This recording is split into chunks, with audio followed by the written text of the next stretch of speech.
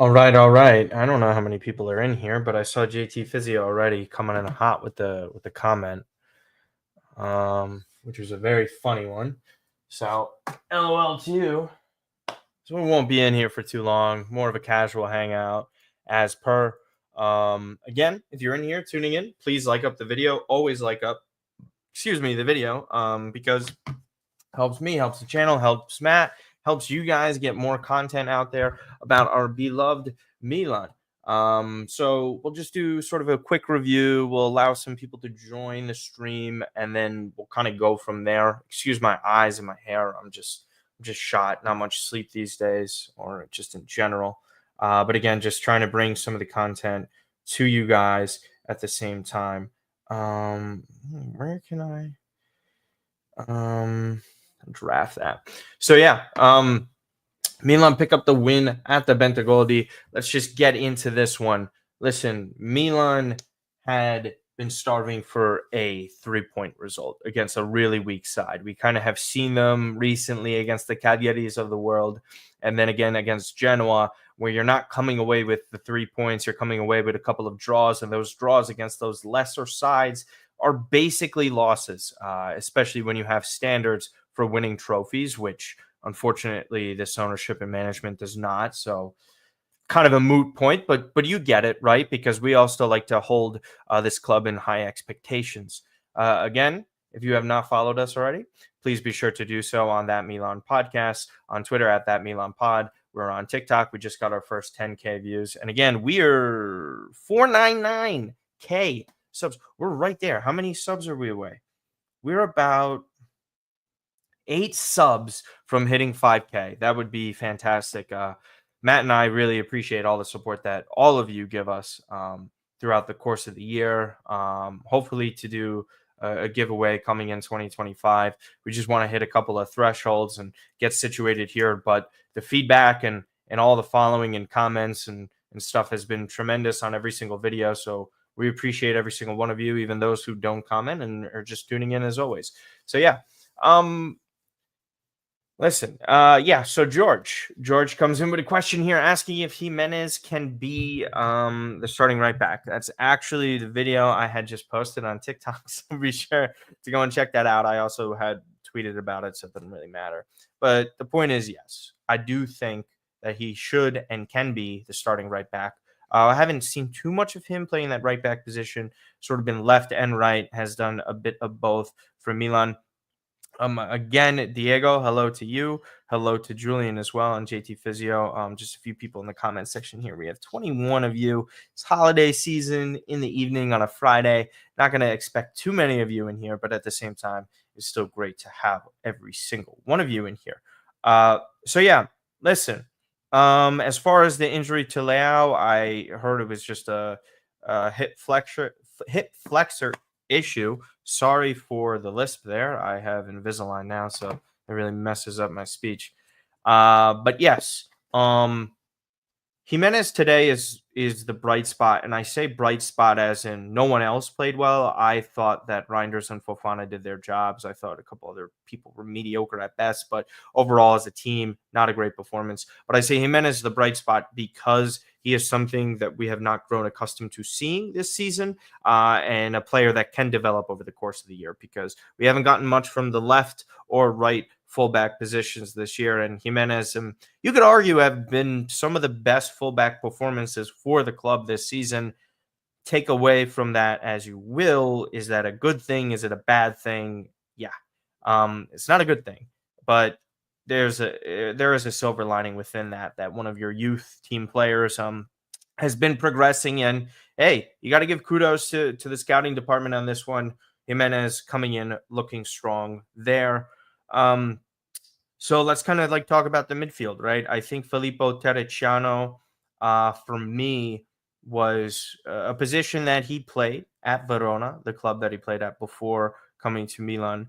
And to me, I thought it was an okay performance. You're kind of being forced into this position against a club like Verona, who is chomping at the bit at home to pick up 3 points because Paolo Zanetti might get sacked. There's a lot on the line with them, very similar to where they were at last year.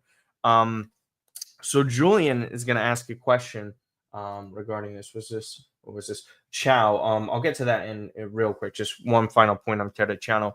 Um, I thought he's just been kind of what he's mostly been this entire time, rather mediocre. He didn't put Milan in too many awful positions today. I think it was just go in there, man, hold your own. And if you give us anything more than just holding your own, it's a good performance.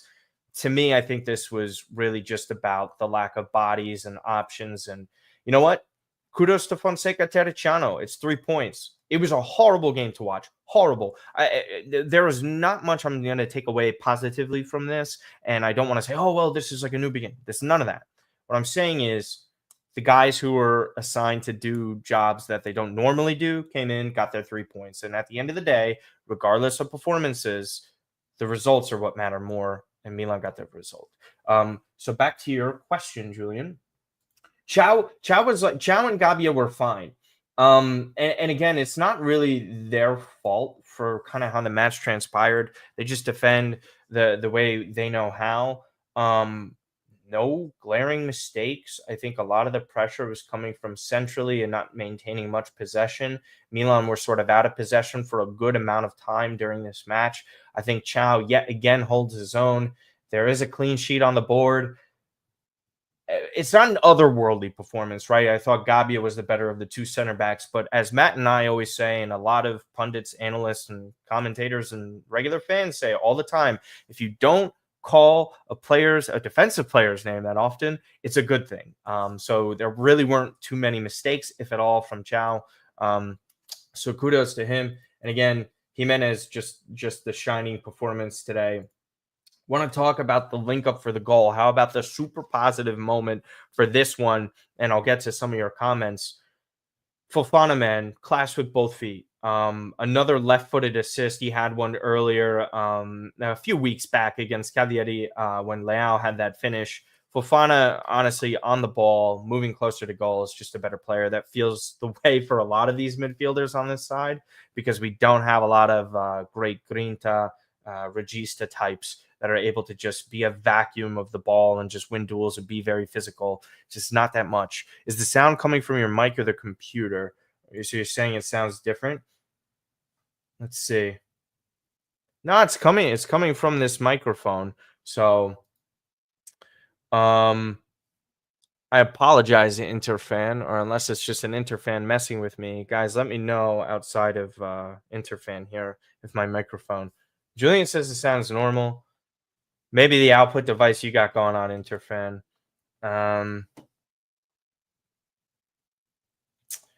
I'll get to some of these comments. Okay, so JT Physio. I really think that Frendrup would open up tactically. Yes, but that's also thinking the management thinks logistically, so I'm not too sure about that. Here, I'll pull these up over here. Apologies. Do you think that Reijnders is the 10 and Pulisic on the right? Yeah, I would, except like if we weren't so thin in the midfielder position. I don't think this is a bad idea at all. I think a lot of people have suggested Reijnders as the 10, but when you lose Reijnders as the 10, you lose Reijnders in the double pivot, and the double pivot backups and options are not Tijani Reijnders. And it's not to say that Reijnders is great off the ball defensively. He's not. He's not. But would you rather have Reijnders or all the other players? You know, and again, this is on management. This is on Paulo Fonseca being in a very difficult position. So yeah, and I'm not defending Fonseca, but again, he got the result. There was an interesting Matteo Moretto tweet and quote that I'll get into. It regards Fonseca's contract and the possibility of him being sacked and what would happen thereafter fiscally in that scenario. Against 7 fullbacks, the team is playing like an old FIFA game. I mean, just insane, George. Just insane. Milan extra. Not many positives to take away from today. Yeah, I mean, the subs were kind of difficult. I think the fullback substitutions were definitely odd, but, you know, what can you do when Leao is out? No Okafor. No pun intended there. But again, not much you could do. But yeah, again, Tammy was anonymous. But again, when you don't have possession, excuse me, and you don't have much of a build-up, it's difficult. Thought he had a good pass into Fofana for the goal. Sorry, who is this, Julian? What upset me the most of falling down and losing time? Yeah, hey, listen, man. Probably not wrong. Why no Camarta today? Trust, easing him in, opponent, going with Tammy, I suppose. I don't understand my Reijnders would accept. Who cares, right? Who cares? I mean, he can double that and not have a chance at winning. Double. He is doubling his salary, but I get your point.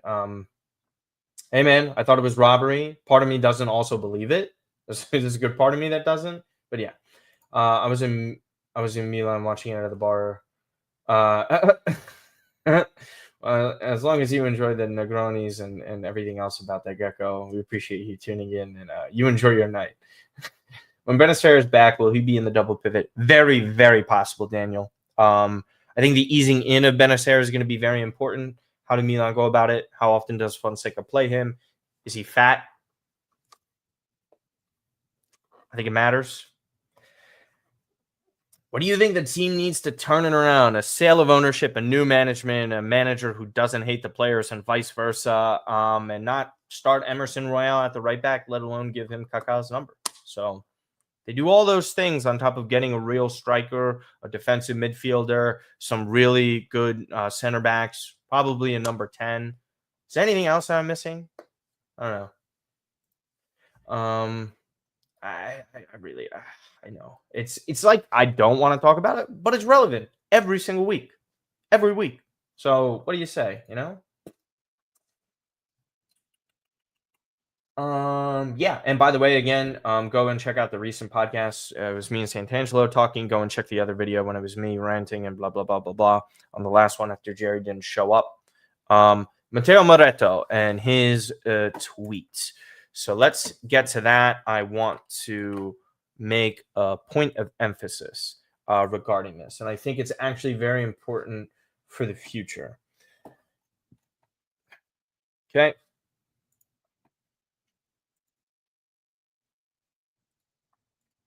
Scroll down. Okay, so we'll scale back just a second here. This tweet initially came out here, and here I'll zoom in for everybody. And to translate to help everybody out, final whistle, it's your time. Meaning they wanted a sack of Fofana. Here, put my face here. So they wanted a sacking of Fofana. Not Fofana, Jesus Christ. Fonseca. And then Moretto comes in here. And again, that's at the time of the final whistle. And he says, in case of defeat, some reflections would have been made. So meaning if Milan were to have lost, and this was about it, there would have been a decision being made on Fonseca. So again, I misspoke, guys.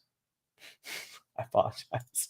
Anyways, so the Matteo Moretto point, which I think is very important here, that everybody should just sit back and try and listen to, is this. And we'll hit the little translate button. It'll generalize everything. I knew that in the case of defeat, he would have been risk. As news, I can add a little detail regarding Fonseca's contract. There's a right of withdrawal within the agreement between the parties signed in this summer, meaning between Fonseca and AC Milan. 2 + 1, 2 years plus 1 year on the option. That is, Milan pays a sum, which would essentially be a buyout clause in this scenario, which varies from year to year. So we don't have the exact numbers, but each year I would assume the buyout would cost more money. But it, again, depends on the length of the contract and what year that contract is happening in. I would assume second year of the contract would be cheaper for a buyout as opposed to the first year. And continuing with that, that is, which varies from year to year, can definitively end the relationship with the coach, who would therefore no longer remain under contract, which is a very important piece of this entire thing and the final point overall, to not pay the contract. A main reason for why I and many other people do not think that Redwood would make this decision is because they do not want to pay two managerial salaries at the same time for many obvious reasons, right? Now, within this scenario in which Paulo Fonseca would get sacked, Milan would buy him out from his contract and not have to pay the remaining money of said contract, meaning they don't have to pay him and whoever the new manager would be. Now, whether or not that happens remains to be seen. Milan, as long as they're in striking distance of top 4 of that Champions League, Jerry, management are going to keep the manager on. They're not going to make that change. We have seen this time and time again, that they're going to sit and wait things out. They're not going to make sort of these rash decisions, I guess you could say, that some people might deem not rash, aka most of you, which is totally fine. It's very true, Omar. Very true. There's no denying that. I don't think so, Daniel. I think to an extent, but not completely. I think it's also just the midfield, right? I think just in general, it's a mess. But there's also 100% validity to it. Pulisic is a huge absence. He's one of the best and main goal contributions in Serie A. This Fonseca hate is unwarranted. This team is so unbalanced with zero depth. We need proper signings. I don't think it's unwarranted, Joseph. I think a lot of it is warranted. I think a lot of the things that he controls that Milan have in terms of quality and the players that Pioli had just last year, I don't necessarily say he's not to blame. I mean, he keeps playing Emerson Royale. No one forces him to do that. He keeps playing with a 4-2-3-1 and inserting Loftus-Cheek as the number 10. No one has a gun to his temple telling him to do that. So, and then to bench Teo and then the mismanagement of a lot of players. And I'm not just here to defend the players either. A lot of the players have been garbage. A lot of them have had crap attitudes. And I can't defend that. You guys can't defend that. And above all, what matters most is this badge on the front. None of the other shit for the players with the names on the back, many of which who we like, but we can't sit here and try and pick and choose who we want over them. And I'm not saying anyone here has thought that. It's just a general statement. Yeah, man. Yeah. What about last position? How is he doing? I don't know. Go ask Bigfoot. Can't help you there. What did you think of Xavi in terms of length? Someone, I forgot who had mentioned this and brought it up and wanted Xavi as a manager. I apologize to the commenter who had stated that. No thanks. No thanks. Xavi's not an awful manager. It's also not a great one. The amount of talent on Barca, there's a reason they moved on from him. That relationship sort of soured. He won the league. He had tons of talent to do it. It's usually just Real Madrid, your main competitor, and then kind of Atletico. No, I don't want Xavi. If I want a manager, I want someone who's familiar with Serie A at this point. And yeah, I'm just not a fan of Xavi. Milan bought one big player this name. If Milan bought one big player this summer, would it be a striker? Dude, you think this jersey is ugly? Which one? I think this jersey is beautiful. It's ugly for a reason because of the player on the back. I don't agree, Ryder. I apologize. And Daniel, back to your question. If Milan bought one big player this summer, would it be a... Your question is flawed. This is a riddle. Milan do not buy big players anymore. So the answer is D, no one. But if I had to choose, striker. But yeah, around like 20 minutes or so. I wasn't planning on being here for too much longer. If there's a couple more questions you want me to answer that we can get into, sure. But other than that, it's Friday, trying to chill out. I just did this, people like to vent, and Milan won, so why not? If Milan would have drawn or lost, I would have just done the TikTok and got it over with. But yeah. Oh, we actually have a couple comments from Fonseca and Gabia. Let's get to those, shall we? I think those are important. Nicolo Schira is our source for this one. Everybody go and follow him if you have not already. Okay, going to Paulo Fonseca's comments. Paulo Fonseca says, I just spoke to Rafael Leao. Injury shouldn't be anything serious. He preferred to leave the match beforehand. So many injuries, ? The only ones with problems are Musa and Loftus-Cheek. That's a shout out to all the dummies who think that this is an injury crisis for Milan. It's not even close to an injury crisis if you follow this team for half a decade, at least half a decade. It's not even close. Anyways, we can't control the others. Pulisic got hurt on international duty and Morata has tonsillitis. Duh. Thank you. Not real injuries. And the other guy slammed a fucking door on his hand. All right, Fonseca's comments on the game. Here we go. In the first half, we came in slowly. That's phrasing, brother. Even if we didn't give anything away to Verona, we had 76% possession, but we weren't aggressive. We have to do better. A well-deserved victory. Fofana and Terracciano played a great match. We were more stable defensively. Can't deny the defensive side of things, but still not happy. Matteo Gabbia, our boyhood wonder. The mentality is right and the training is done well. Important victory on a difficult pitch. We are not happy with the results achieved so far. We have to do more to fix the standings. Reijnders is a phenomenal player. This morning I told him to let me win the match. He kept his word. This morning I told him to let me win the match. He kept his word. That's a poor translation there. But yeah, those are most of the stuff that we had to come in here. Shirley Emerson doesn't start next season. Brother, I hope he doesn't start next week. Heard Chelsea are looking to offload some players during the January. Christopher Nkunku, we can save you. Christopher Nkunku is a hospital bed of a human being. Who's a realistic January target for Milan that you would want? Ismail Benacer. Don't you think we should sell the club to some rich Arabs and do the Man City formula? Yeah, man. I also think we should spend endless amounts of money and win endless amounts of trophies. I agree with you. That'll pretty much be it.